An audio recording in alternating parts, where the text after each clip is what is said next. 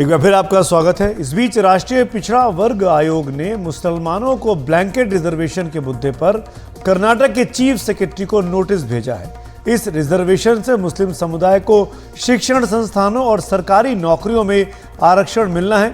इसी मुद्दे पर बातचीत के लिए हमारे साथ इस वक्त मौजूद हैं राष्ट्रीय पिछड़ा वर्ग आयोग के अध्यक्ष हंसराज अहीर, जो मोदी सरकार के पहले कार्यकाल में राज्य मंत्री भी रह चुके हैं।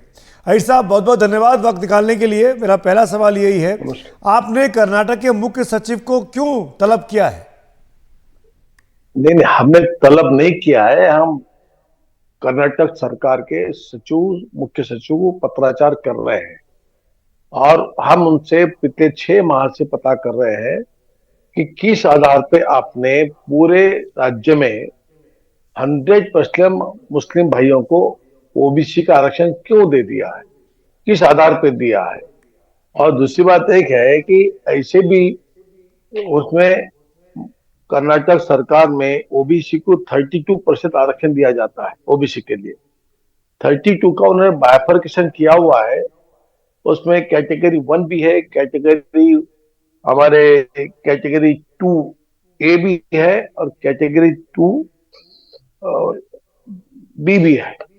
अब एक कैटेगरी 1 में मुस्लिम समाज की भाइयों की 17 जातियां हैं। कैटेगरी 2A में मुस्लिम भाइयों की 19 जातियां हैं।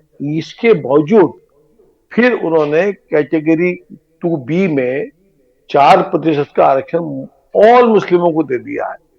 हमने पूछा है कि सुप्रीम कोर्ट में इंदिरा साहनी के मैटर में जब जजमेंट आया था तो उसमें ओबीसी कैटेगरी को आरक्षण में सूची में लेने के लिए किसी जाति को कुछ उसके गाइडलाइंस थे, पैरामीटर्स थे, उसका पालन होना चाहिए, जो मंडल आयोग में भी थे। तो यहाँ पर किस पैरामीटर के आधार पे कौन सा रिपोर्ट आपने बनाई है कि टोटल मुस्लिम भाइयों को आपने ओबीसी में लेके मूल ओबीसी के आरक्षण पे आंच आ रही है, उनका अधिकार छीना जा रहा है, ऐसा आयोग को लगता है। आयोग ओबीसी के लिए काम करता है।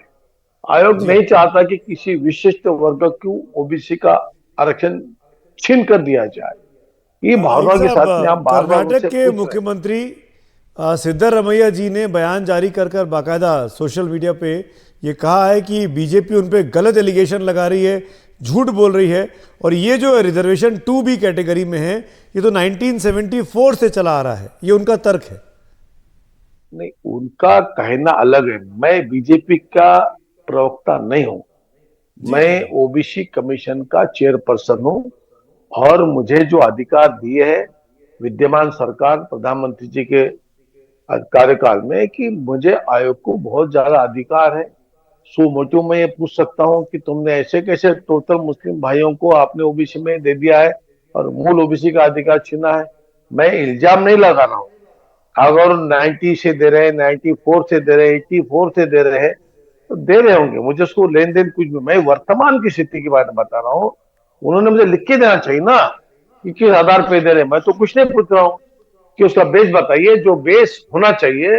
देखिए, सुप्रीम कोर्ट के जजमेंट में ये कहा गया था कि उसे पैरामीटर से कुछ कि उनका सामाजिक पिछड़ापन कितना है, कैसा है, आर्थिक स्थिति क्या है। आर्थिक तो बाद में देखा जाता है, शिक्षा के क्षेत्र में क्या है, ये सारा जांच करने के बाद में किसी एक जाति को ओबीसी में लिया जा सकता है। इन्होंने पूरे के पूरे मुस्लिम भाइयों को ओबीसी में लेने का क्या आधार था, ये हमने पूछा है। जवाब अभी तक नहीं आता है।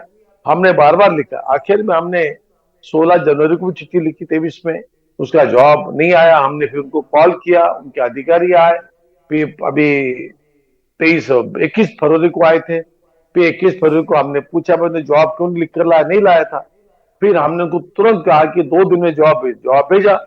जवाब में ये आया जो मैं आपसे कह रहा हूं कि मैं पूरे टोटल में हमने पूछा था कि आरक्षण के हिसाब से आप मेडिकल में, उच्च शिक्षा में, नौकर भर्ती में, रिक्रूटमेंट में कैसे यूज करते हैं।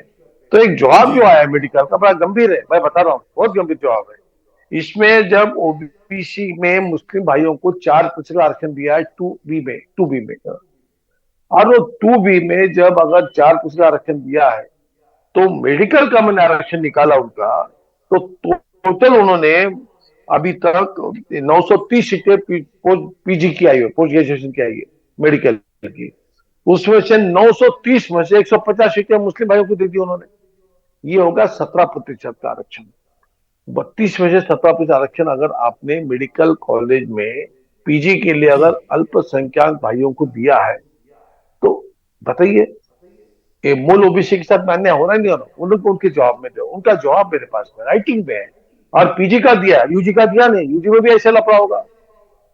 हमारा आयोग का काम है कि देश के ओबीसी के साथ में न्याय संगत जो भूमिका सरकार की है, केंद्र सरकार जी। की जो बनी है पॉलिसी, उस भाई हिसाब साहब, से कोई आरक्षण का बंटवारा टाइमलाइन दी हो। है कर्नाटक सरकार को जवाब देने की, उनके चिट्ठी का आपने जो चिट्ठी लिखी है? ये टालते हैं, इनका जवाब इन्हें जल्दी देना चाहिए। हमें किसी धर्म से दुश्मनी नहीं है। वो आयोग को, आयोग मानता है कि कैटेगरी 1 में, कैटेगरी जी। 2B में मुस्लिम भाइयों की 19 से 17 जातियां हैं। वहां पे हिंदुओं की 95 और 103 जातियां हैं।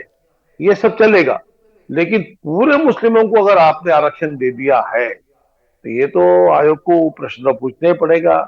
देश में कहीं पे भी ऐसा नहीं हुआ है, और ऐसा अगर होता है तो मैं नौकर भर्ती में भी ऐसा हुआ होगा। अगर मेडिकल कॉलेज में, टेक्निकल में भी, आईटी में, आईआईटी में, जहां जहां भी आरक्षण है, ओबीसी को जी। दिया गया है केंद्रीय सूची में, ऑल इंडिया कोटा में, तो कहीं ना कहीं धांधली होने के आसार दिखते हैं अगर यहाँ ऐसा तो हुआ है। तो नौकर क्या भर्ती आप में अगर ऐसा सुप्रीम हुआ कोर्ट है, का दरवाजा खड़खड़ा सकते हैं इसको रद्द करने के लिए? नहीं नहीं नहीं नहीं नहीं, हमारा आयोग अपना अपना काम करेगा।